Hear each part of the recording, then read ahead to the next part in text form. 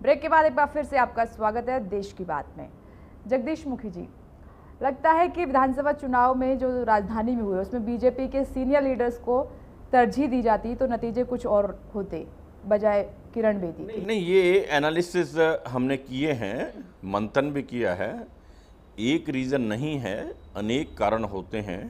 उसको एक आप एक इजीली एक पॉइंट कह के उससे बच नहीं सकते बाकी चीज़ से। मल्टीफेरियस फैक्टर्स हैं जिसमें हमने काफ़ी मंथन किया है और नतीजे पर पहुँचे हैं। उनको हम रेक्टिफाई करने के लिए आगे कदम उठा रहे हैं।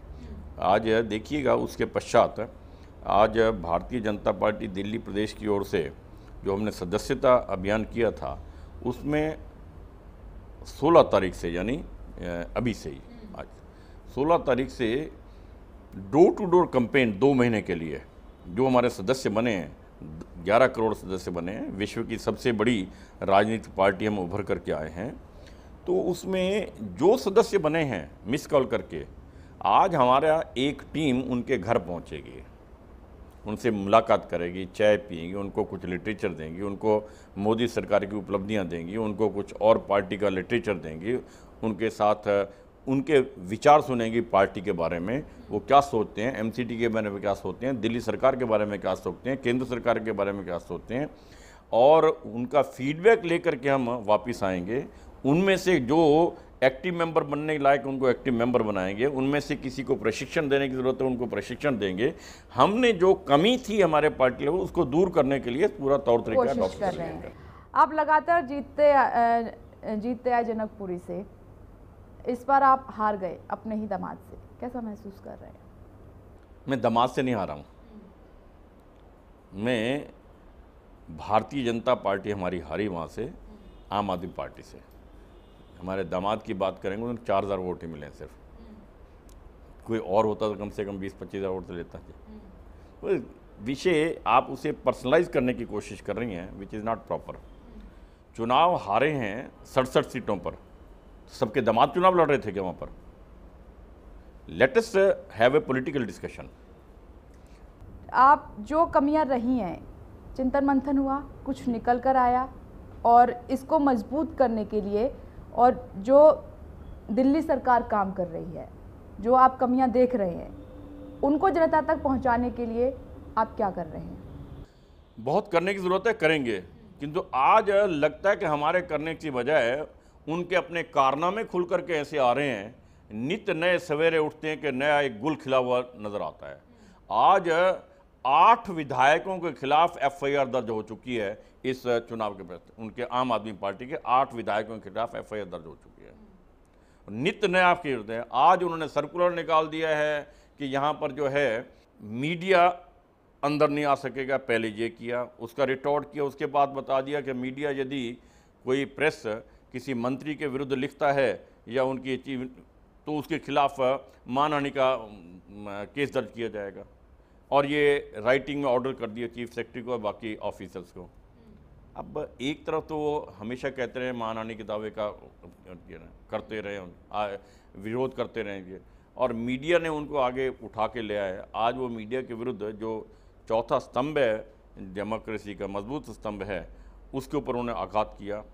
मुझे ध्यान है ये प्रहार श्रीमती इंदिरा गांधी ने भी किया था।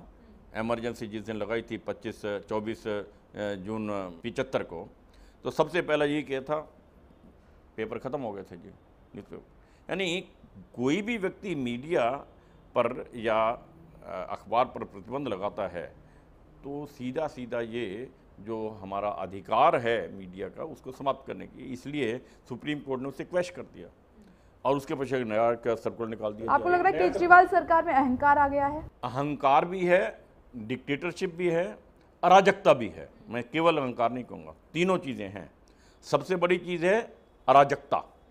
उनका कानून के प्रति कोई सम्मान नहीं है। वो कहते हैं ना मैं कानून को मानूंगा, ना विधान को मानूंगा, ना परिपाटी को मानूंगा, ना संविधान को मानूंगा। तो ये कभी चल नहीं सकता प्रजातंत्र के अंदर। दूसरी बात जो है डिक्टेटरशिप, जिस तरह से उनके पार्टी के अंदर किसी व्यक्ति ने विरोध तो बहुत दूर की बात है, किसी ने सवाल भी पूछ लिया तो उनको पार्टी से बाहर कर दिया जी। डिक्टेटरशिप आपके सामने नजर आ गई है। और तीसरा आपने बताया कि एरोगेंसी जो आप कह रहे हो वो इतनी ज़बरदस्त है। आपने देख लिया कि जिस प्रकार का व्यवहार उनका रहता है मीडिया के प्रति है या अपोनेंट्स के प्रति है और डिफरेंट पॉलिटिकल पार्टीज के प्रति है, मैं समझता हूँ वो निंदनीय है। यही आरोप केंद्र सरकार पर भी लग रहा है कि केंद्र सरकार पर भी लग रहा है कि उनमें भी अब एरोगेंसी आ गई है, अहंकार आ गया है। नहीं, केंद्र सरकार मतलब आप नरेंद्र मोदी की बात कर रहे हैं। जैसे आप वहाँ पर हम सीधी सीधी बात की है केजरीवाल की, तो हम तो उसकी सारी बातें बतला रहे हैं ना। नरेंद्र मोदी ने किसको निकाल दिया पार्टी में से, नरेंद्र मोदी ने किसके खिलाफ केस दर्ज किया है, नरेंद्र मोदी जी ने किस मीडिया के प्रति कुछ किया है, नरेंद्र मोदी जी ने क्या प्रेस के। अरुण शौरी ने कहा है कि 3 लोग सरकार चला रहे हैं, अरुण जेटली, पीएम और अमित शाह, और नीतियों पर भी सवाल उठाए हैं। ये मादा किसी पार्टी में है तो हमारी पार्टी में है ना, कि इंटरनल डेमोक्रेसी पूरी तरह से हमारी पार्टी में कहीं और नहीं है। इन्होंने तो अपने इंटरनल वो भी अपॉइंट किए थे, अपना लोकपाल, उनको भी निकाल दिया पार्टी से। ध्यान है ना आपको, इंटरनल लोकपाल निकल किए थे। यानी वहाँ प्रजातंत्र नाम की कोई चीज़ नहीं है। हमारे यहाँ जो आप कहते हो अभी एरोगेंसी कहाँ से हो गई, जब हमारे यहाँ कोई भी साधारण व्यक्ति किसी भी हद तक बोल सकता है, अपनी बात रख सकता है। आप देख रहे हैं विधानसभा चुनाव में आप अपनी बात रख पाए? विधानसभा में चुनाव में सब अपनी बात रखी है हमने।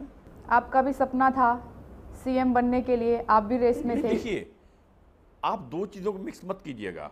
एरोगेंसी कहाँ से आ गई, पार्टी कहाँ से चलेगी? पार्टी का एक फोरम है, हर निर्णय एक हमारा पार्लियामेंट्री बोर्ड है, सुप्रीम है, वहाँ पर बैठ के फैसले लिए जाते हैं, यूनानिमसली फैसले लिए जाते हैं, बैठ करके वहाँ पर सर्वसम्मत फैसले लिए जाते हैं।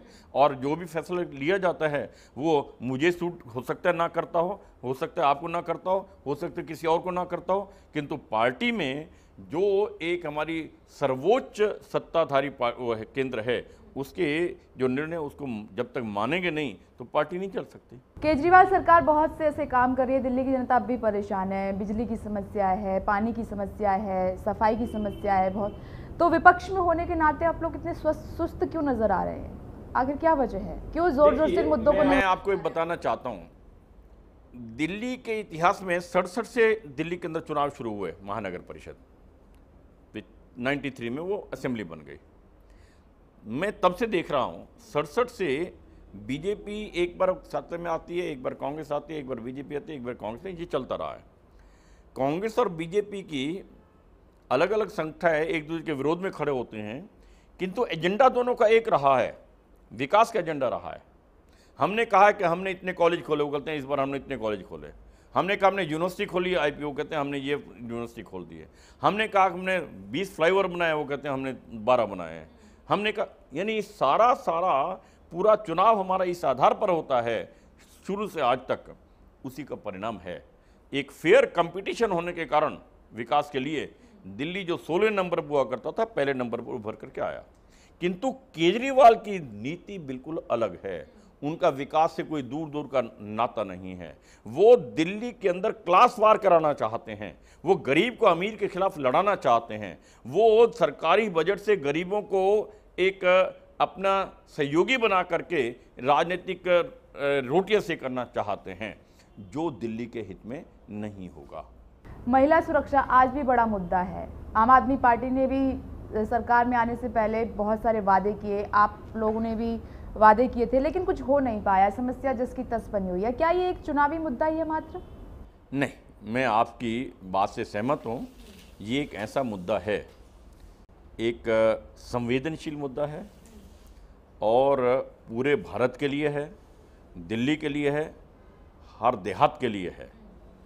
दिल्ली में जो वारदात होती हैं, हमें प्रसन्नता इस बात की है, वो उजागर होते हैं सारे के सारे। मीडिया जागरूक है, बाकी जगह से जान नहीं आती है। किंतु ये केवल स्लोगन नहीं था, ये केवल राजनीतिक चुनाव के समय का मुद्दा नहीं था। ये एक ऐसा मुद्दा है जिसको पूरी अहमियत से शुरू से आखिर तक लेने की ज़रूरत है। महिला का सम्मान नहीं होगा तो हम आगे नहीं बढ़ सकते हैं। और हमारा ये मानना है, महिला सुरक्षा पहली प्रायोरिटी रहनी चाहिए हमारी। उस निमित्त अनेक कानून बनाए गए हैं और आगे आपको सुधार नज़र आ रहा है इस समय, और आगे और सुधार नज़र आएगा। कहीं हमारी पृष्ठभूमि में नहीं चला गया है, ये बिल्कुल पहले मुद्दे मान के चल रहे हैं। आप लोग लगे हुए हैं? बिल्कुल लगे हुए हैं, और इसे आखिरी दम तक इसे ठीक करके देंगे।